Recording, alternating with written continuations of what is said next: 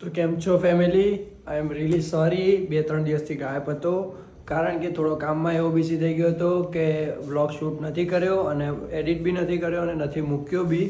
But હવેથી vlog આવશે હિન્દીમાં કારણ કે પબ્લિક ડિમાન્ડ છે કે હિન્દીમાં બનાવો, તો હવેથી વ્લોગ હિન્દીમાં બનશે.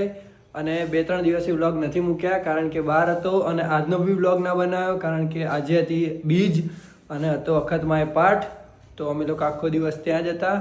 એટલે જો બનાવવો હોત તો બની શકતો હતો, એવું નથી કે મંદિરે હતા આ તે વગેરે, એવું કાંઈ છે નહીં. બટ નથી બનાવ્યો, એનું રીઝન છે કે હવે બનશે હિન્દીમાં વ્લોગ્સ.